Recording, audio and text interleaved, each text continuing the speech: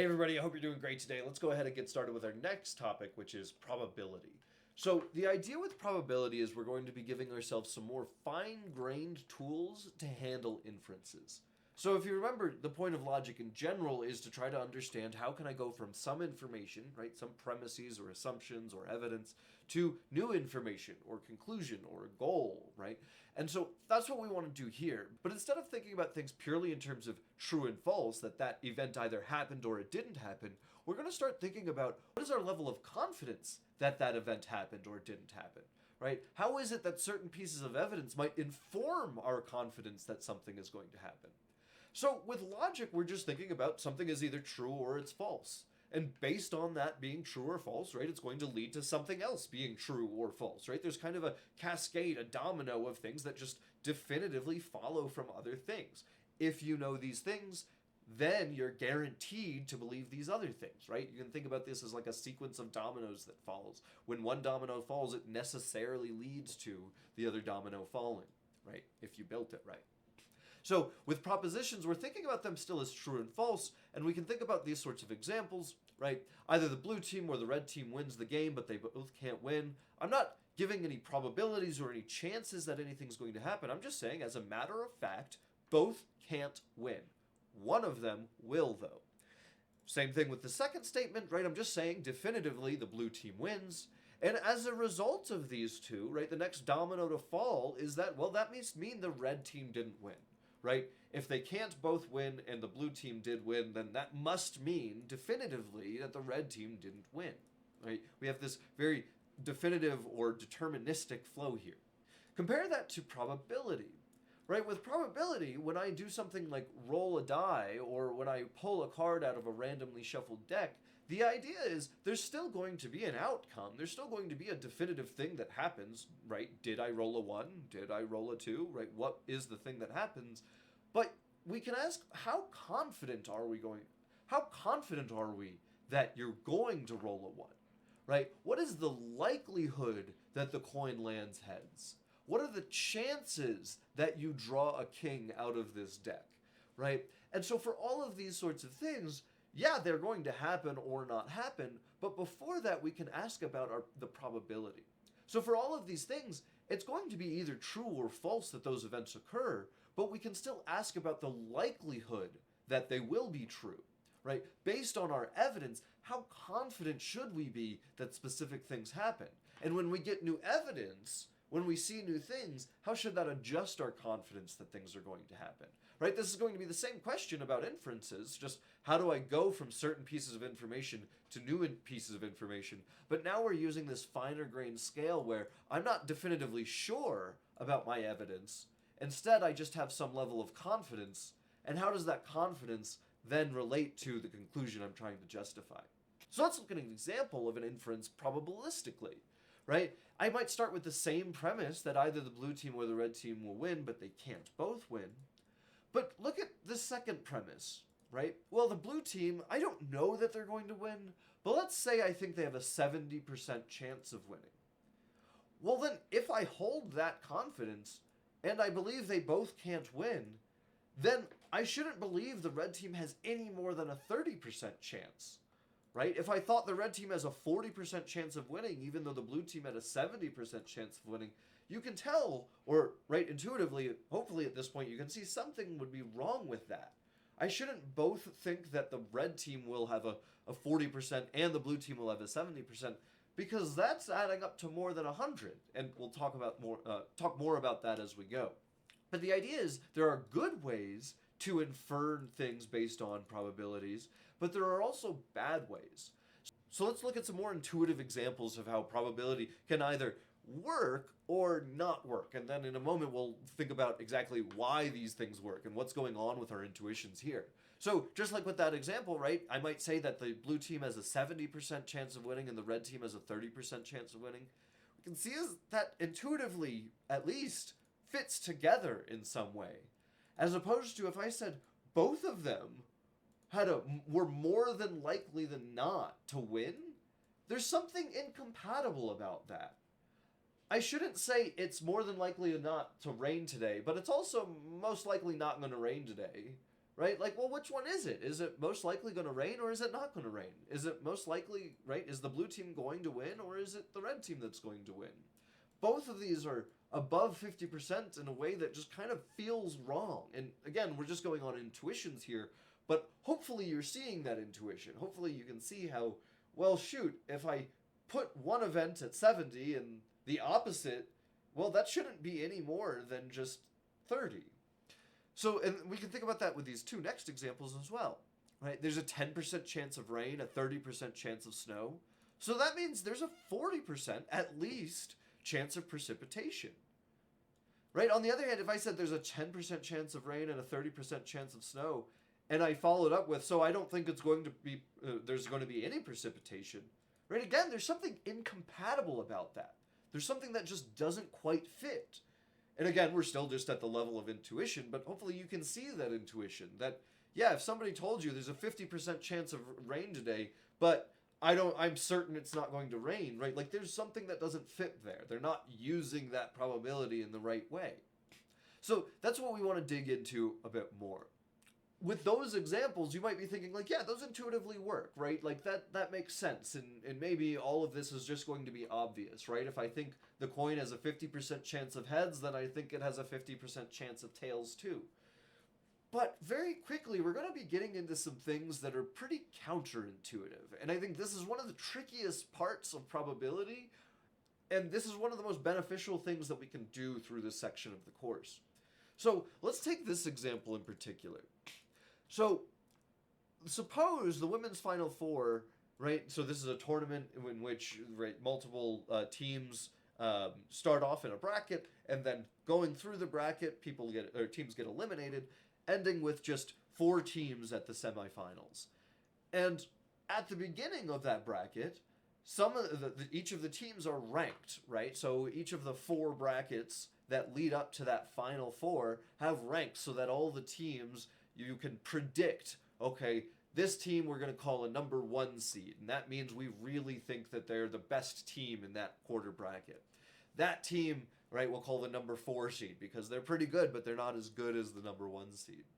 So the idea is, in each of the 4 brackets for a tournament, the number 1 seed is supposed to be the best team.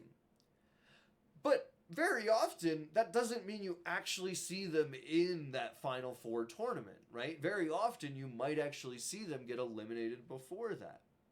So, right, you might have somebody saying, wow, it's really surprising that every team that got to that Final Four tournament was actually the number 1 seed, right? Like, that just never happens.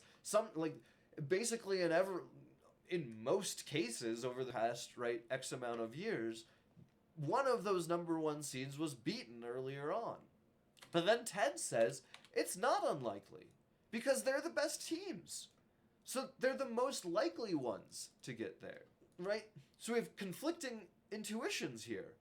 On the one hand, it feels really rare that the best seeds would actually all get there, that nothing else would happen, even though there's like 60 other teams. It feels really surprising that the number 1 seed that all of the number 1 seeds would make it to those semifinals.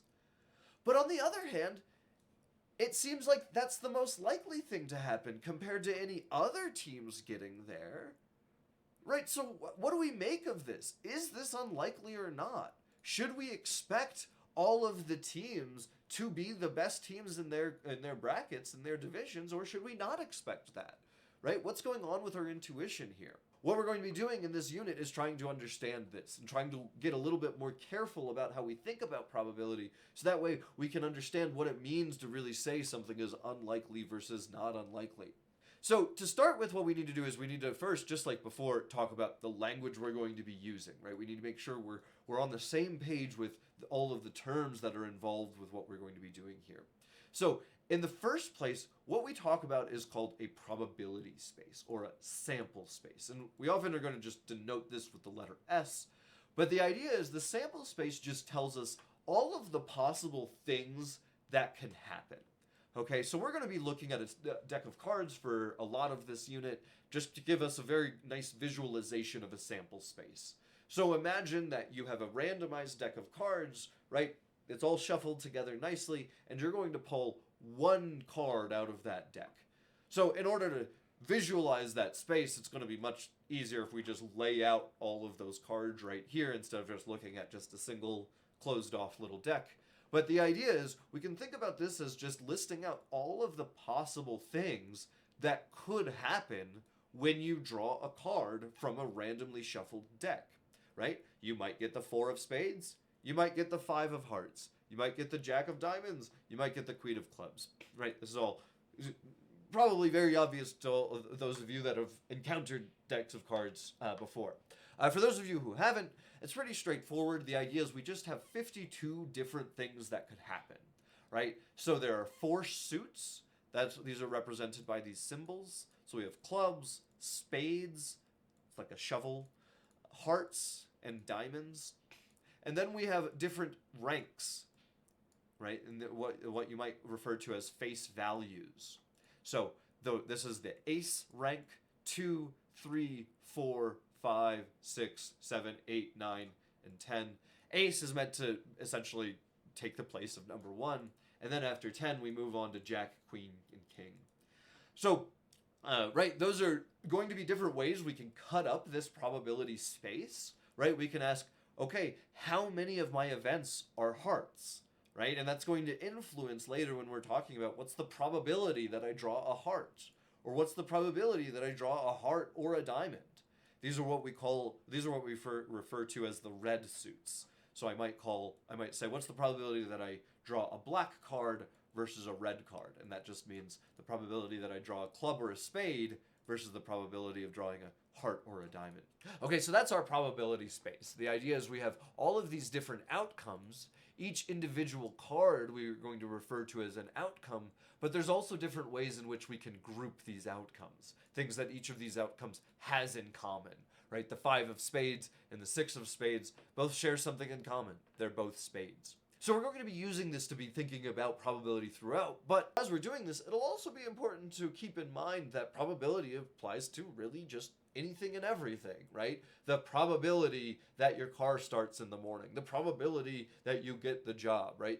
Or the probability that the game goes this way or that way, right? You can think about what are all the possible different outcomes, and we can try to assign values to those outcomes. But to begin with, it's very nice to start with a probability space that has nice, clean properties that we can all calculate and see exactly what's going on, and then we can move ourselves to some more ambiguous places. The idea so far is just that we have our probability space, and we've seen that each one of these individual things are called outcomes. Those are the smallest individual elements of our probability space.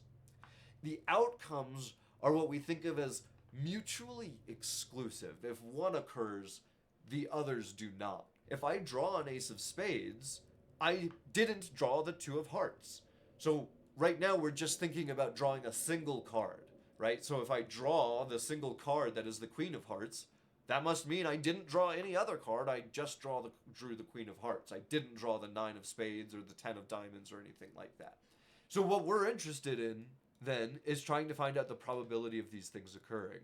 And in addition to just the outcomes, we're also going to be interested in finding the probability that one of any group of things occur. So when we group outcomes together, we call this an event. So the ace of diamonds is a specific outcome, and the probability that I draw a diamond is what we'll refer to as an event. This might feel a bit bloated at this stage, right? Events versus outcomes. I'm not really sure what the difference is. This is typically the sort of thing that you'll get more used to as we go. The idea is really just that outcomes we're thinking of as the smallest bits, and then events are just collections of those outcomes. But as we talk about this and as we go through examples, that sort of thing will start to be more salient and more obvious as we think about it. The idea for outcomes and overlapping, we can just think about this quick little flow chart. So first, outcomes never overlap, right? Events sometimes do though, right? So outcomes are always mutually exclusive. Knowing one outcome happens rules out the possibility that another one does. But events are not always mutually exclusive, right? An event like drawing a king and drawing a queen, they're mutually exclusive, right? If I draw a king, I know I didn't draw a queen, but drawing a king is not mutually exclusive with drawing a spade. So those are two different events that have some overlap. And again, we're going to be talking about this more as we go, but this can be one way to help you try to distinguish between events and the individual outcomes that make up those events. These events might have overlap, whereas the outcomes are just the individual things, so there's nothing for them to really overlap at all. So let's look at a few examples real quick of different probability spaces. So we're looking at a deck of cards, but let's keep in mind, we can also be talking about rolling die, grabbing a piece of candy from a mixed bowl, drawing a name from a hat, possible results on a test, right? Like you take a pregnancy test, what's the probability that it's positive versus negative? The chance that your flight is delayed versus on time versus any number of other outcomes, the potential locations of a lightning strike, the probability of inheriting a trait, right? Like think biology and genetics and things like that. The likelihood that a treatment works for an illness, the likelihood that a random voter supports a particular policy, right? This is what we do polling for. The probability that one person committed a crime versus alternative suspects, right? If I'm trying to evaluate how likely is it that this person is guilty.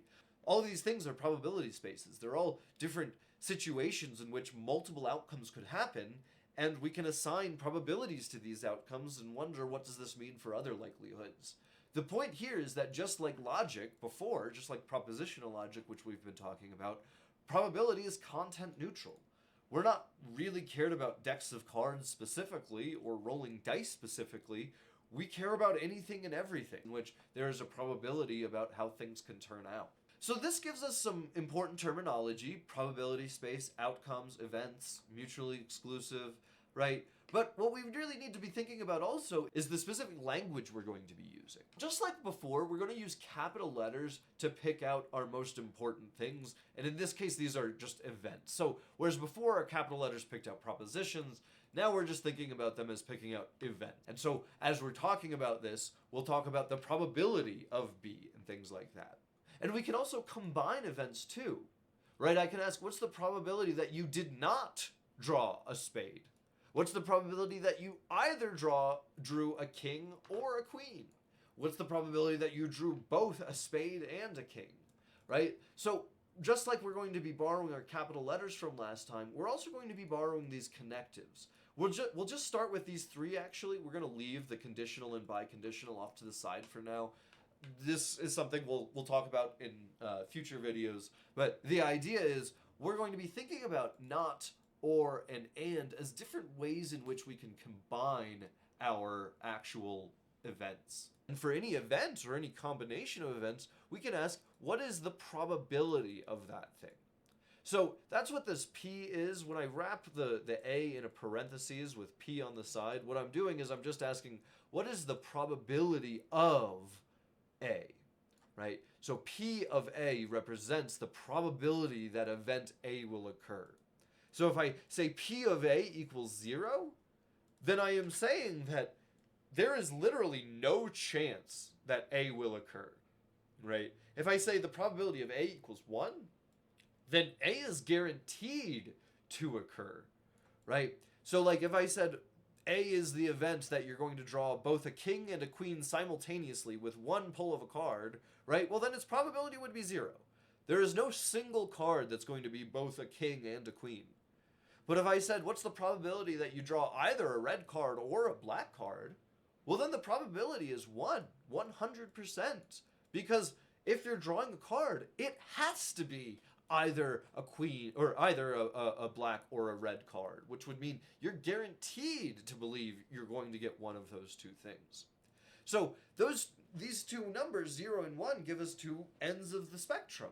0 is the most impossible something could get. If you are 0% sure on something, you are 100% sure it won't happen, right? I think there's a 0% chance that the sun will turn into a puppy tomorrow, right? I don't think there's a single chance that it will happen. Meanwhile, I am 100% sure that 1 + 1 = 2. There is not a shadow of a doubt in my mind that 1 + 1 = 2, right? So the idea is we're never going to say there's a negative probability, but we're also never going to say there's a probability above 100%, because those things really just don't make much sense. And again, we're going to be talking about these sorts of sense and our intuition here a little bit more in a moment. But let's look at some examples. We're going to add some specific things to our language just to make this easier as we go. So we can think of A as just drawing an ace, right? So P of A we're going to think of as just the probability of drawing an ace. 2 is just drawing a 2. So P of 2 is the probability of drawing a 2. Same thing with drawing a 10, right? P of 10 would be the probability of drawing a 10. J we'll think of as drawing a jack. Q as drawing a queen. K as drawing a king. And then we'll use all the symbols for the specific suits. So let's look at a few examples. So if I do P of A, I'm just asking what is the probability that an ace is drawn? Or P of 8 is the probability that an 8 is drawn. Or P of spade is the probability that a spade is drawn. Or finally, right, I can combine these events and I could say what's the probability of either getting a spade or an 8, right? The probability that either a spade or an 8 is drawn. So what about the actual values of these things though, right? This is what these statements mean, right? P of spade or 8 just means the probability that either a spade or an 8 is drawn, but what is the actual value of these things? And some of these you might think of as pretty intuitive, right? The probability of getting an ace is just, well, there's 4 aces out of 52 cards, so, right? That's 0.077. And same with getting an 8. And again, maybe this wasn't intuitive for you, that's fine. We're going to be building these skills in just a moment. But the point is, as we keep going, these are going to get less and less intuitive. You might have even been able to solve what's the probability of either getting a spade or an 8. But what happens as we start adding more and more complications? How do we figure out these answers, not just intuitively by just going with our gut, but how do we actually find a rigorous way in which we can actually evaluate, okay, these are what these probability values are, in such a way that we can also translate those skills to other sorts of probability spaces, right? We want to be able to use the skills we learn here for other things, right? The things we talked about in these other examples, like trying to figure out whether or not a new species is going to inherit a trait, or what the results you're going to get on a test, or what you're going to get when you grab something at random or something like that. So we want to be able to translate these skills not just to, hey, how do cards work, but hey, how does probability work in general? So to do that, what we need to use are what are called axioms. So these axioms are really going to justify essentially everything else we do in probability. First, non-negativity. The idea of non-negativity is just to say that the probability of any event has to be greater than or equal to 0, which is just to say it can't be negative, right? So we talked about this earlier, but the point is just to say it doesn't make sense to say that something has negative probability, right? Nothing can be more improbable than impossible, and 0 is already impossible, right? If something has a 0% chance of happening, it literally cannot happen. And so it just doesn't make sense to say something has a less likelihood than that. So the first axiom is just to say that nothing will ever get a negative probability, that just doesn't even make sense to talk about. The second axiom says, okay, when you have everything, all of the outcomes in question, they should all add up to 1. Or the probability of all of those outcomes should add up to 1. Another way of thinking about this is if you add up all the probability of all of your outcomes and it doesn't add up to 1, well then you're not accounting for everything, right? Suppose I say there's a 30% chance of snow and a 20% chance of rain. Okay, so there's a 50% chance of either snow or rain, but I'm missing something. There's a 50% chance that neither of those things have happened. So normalization here says the probability of S of the entire outcome space better total up to 100%. So this is just to say, when you're actually accounting for all of your outcomes, it should add up to 100%, no less. But also no more. I shouldn't be able to say either this team will win with 70% chance or that team will win with 60% chance, because that totals up to more than 100%, right? It really seems like one of them is less likely than not to win and one of them is more likely than not to win. So one of them should be below 50 and one of them should be above 50. But just in general, the point is all of the probabilities should always add up to 100%. And if they ever add up to more, we've miscounted something. Or if they've ever add up to less, we've again left something out. But probability in general should add up to 100%. So non-negativity and normalization kind of give us limits in a sense, right? You can't go below 0, you can't go above 100%. But additivity gives us something else, and it gives us maybe something to work with in between there.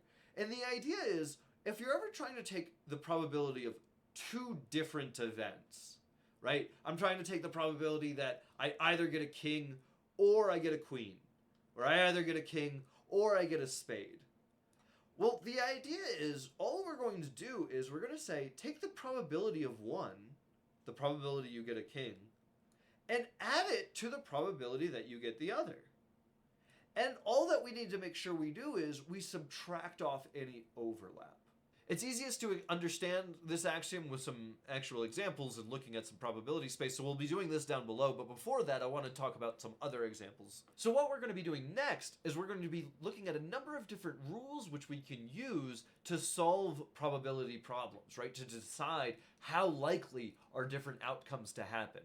So let's look at some examples. So the first rule is called the counting rule. And this is probably the most simple rule and probably the one that you're already using intuitively. If all outcomes are equally likely, right? If you have the same chance of drawing every card, then the probability of any one of those cards is just one out of the total.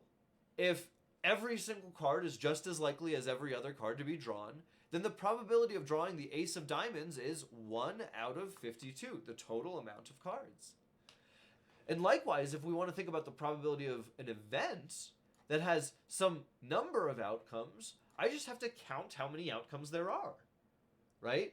If I'm trying to figure out what's the probability of drawing an ace of spades, well then I just say, okay, well there's one ace of spades out of the entire deck. So that's 1 out of 52. If I say, okay, well what's the probability of drawing any ace out of the entire deck? Well, I say, well there's 1, 2, 3, and 4 aces out of 52, so that's 4 out of 52. If I ask, what's the probability of drawing a heart out of the entire deck, right? I say, well, there's 1, 2, 3, 4, 5, 6, 7, 8, 9, 10, 11, 12, 13 hearts in the entire deck. So I say, well, that's 13 out of 52. So the simplest probability rule is just to say, well, count the number of things you care about divided by the total.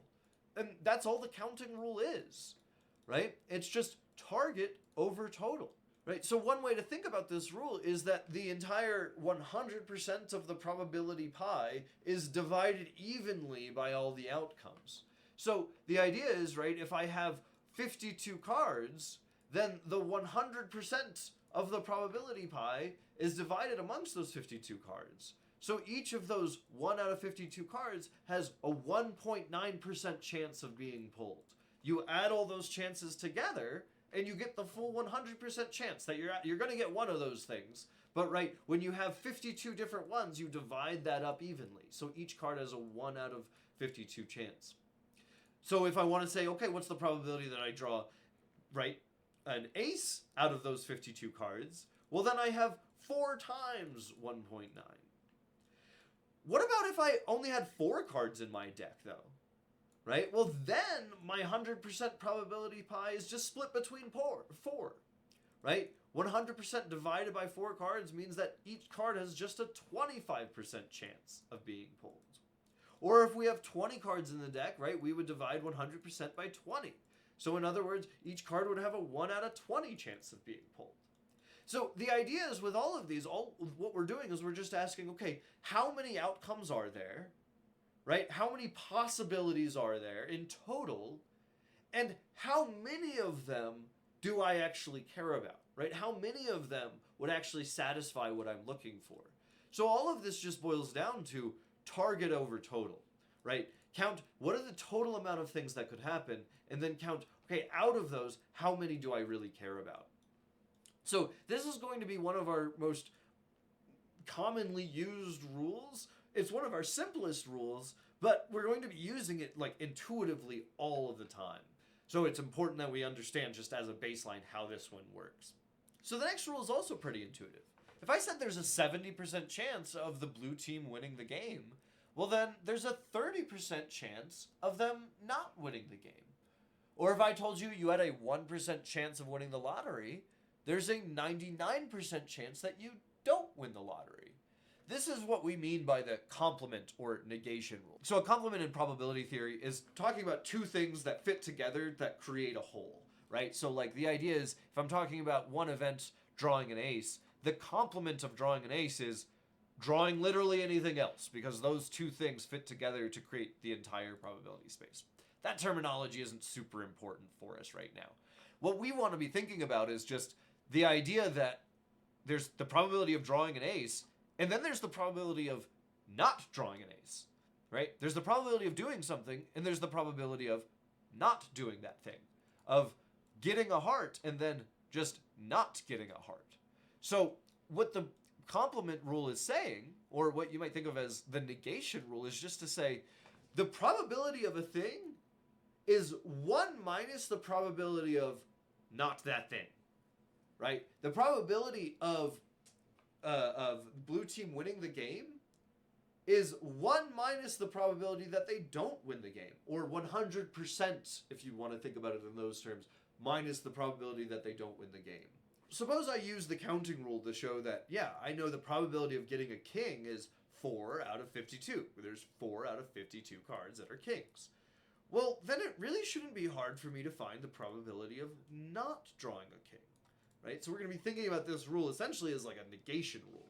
If the probability of drawing a king is 4 out of 52, then the other cards out of those 52 would all be non-kings.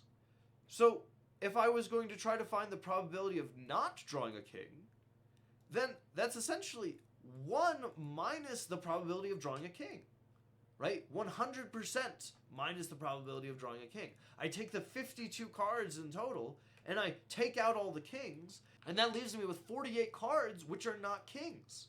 So it's about a 92% chance of not drawing a king. But really all we've done here is we've said the probability of not doing something is just 1 minus the probability of doing something. If the probability of the blue team winning is 90%, then the probability of the blue team not winning is 1 minus 90%, right? 100% minus 90%, which is 10%. This is already the sort of thing that we all do very intuitively all the time, right? When you're told, like, you have a 70% chance of getting that job, you know, okay, so I have a 30% chance of not getting that job, right? This is a very intuitive thing. We're just now spelling it out so that we can use it much more explicitly as we go. If I say the probability of drawing a spade is 25%, right, is 0.25, then the probability of not drawing a spade is 0.75, right? It's just the complement to that. It's the other part of that. This is what we are thinking of with the negation or the complement rule. So in probability and in set theory, we think of complements as just two things that when you put them together give you the entire space. And that's the case for, right, drawing a king or not drawing a king.